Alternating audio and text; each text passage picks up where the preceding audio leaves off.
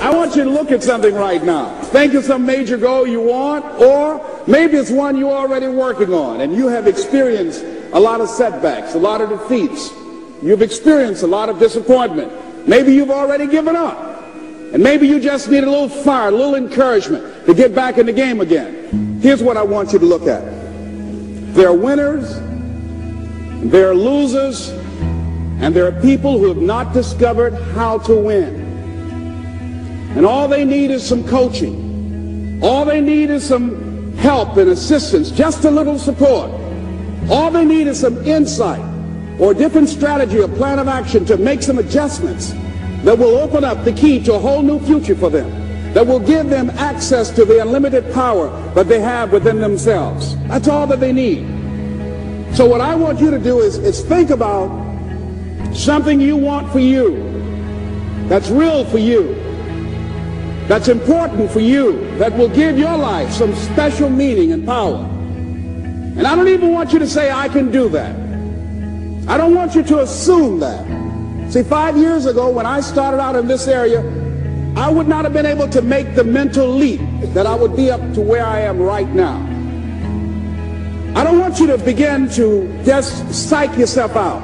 No. I want you to be able to say something to yourself that will enable you to maintain a level of integrity with yourself. That when you say this, even when you face tremendous setbacks, it will be a benchmark to keep you in the game, to keep you moving forward and experimenting and readjusting your strategy and your plan of action, continuously looking for ways to win. So what is that something? When you got an idea you want to move on, you might not have the money, you might not have the education, you might not have the support or the resources you need. What is that something that can keep us going, that will enable us to act on our dream? What's one of those keys that will begin to help us to discover the secrets to our dream? Here's what I want you to repeat after me, please, with power and conviction. Say, it's possible. That's all I want you to do when you look at your dream. Just say to yourself every day, it's possible. Just say that every day to yourself, it's possible. Because what does that do? See, it begins to change your belief system. See, the way in which we operate, ladies and gentlemen, it's a manifestation of what we believe, what's possible for us.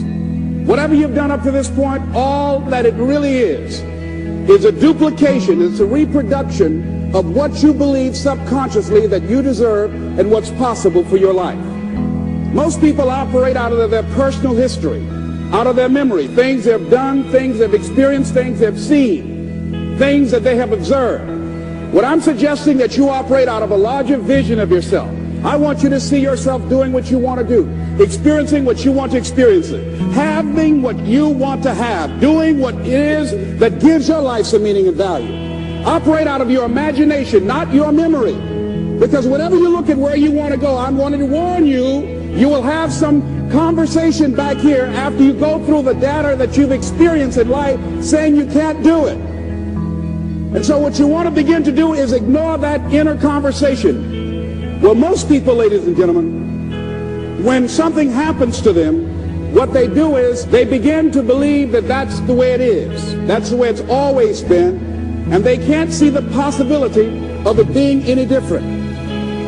Example, before April 1954, the common belief, the universal belief, because it had been tried again and again and again and people had failed, the belief was that man was not physically capable of breaking the 4-minute barrier, that he could not run a mile in less than 4 minutes. That was the belief on the planet. It had never been done. But here's what happened, ladies and gentlemen. Roger Bannister came along, and he broke the 4-minute barrier. Now here's what's significant about that. Since that time, up to this day, over 20,000 people have done it, including high school kids. What changed? 20,000 people, what changed? Here's what happened when they got on the track. They knew it had been done. And because they knew it had been done, there was a new belief about this barrier. about this goal that was unreachable. And those 20,000 people got in a race believing, knowing in their heart that someone had done it, that it's possible, that they could do it.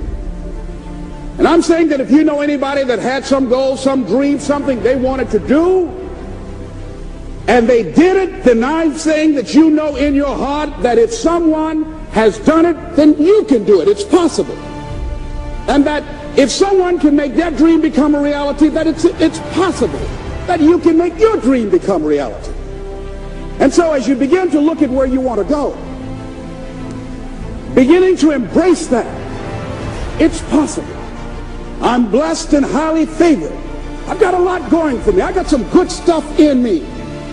And it's possible that I can bring my greatness out here in the universe. That I can do what I want to do. It's possible I can write my own book. I can have my own business. I can take the trip and travel around the world. It's possible. I can bounce back from adversity and reinvent my life. It's possible. Regardless of where I am, that things can get better for me. It's possible. I'm thinking about two men right here in Chicago who are fairly successful, similar background, educated.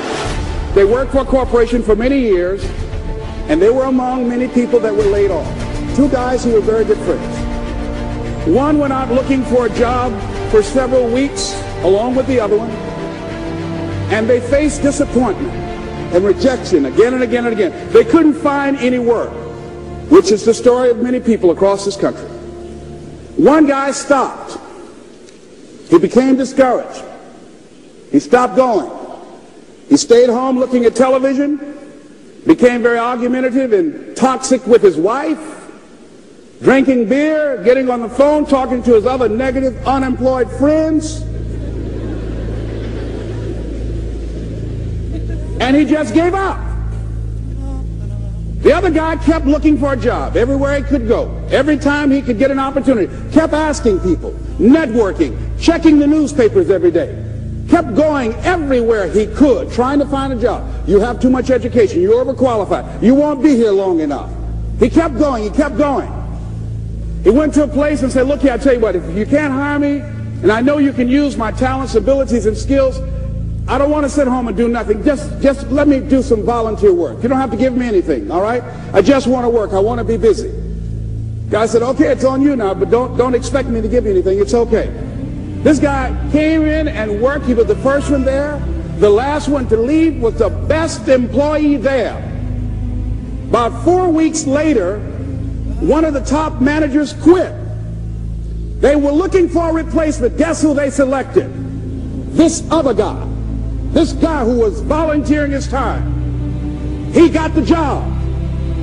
What was the difference between the two men? Eyesight and mindsight. Eyesight is judging on what you see. Judging according to appearances. But mindsight is how you interpret what you see. One guy said, it's not possible, it's over, I'm finished. I can't do it. I can't make it. He surrendered. I've faced rejection again and again. I'm not going anymore. There are no jobs out there. But this other guy, he felt that in spite of the no's and rejections, in spite of how bad the economy is, in spite of what the newspapers are saying, that it's possible that somebody somewhere will give me a job. He just kept going, thinking it was possible. And guess what, ladies and gentlemen? That's what we have to do with our dreams.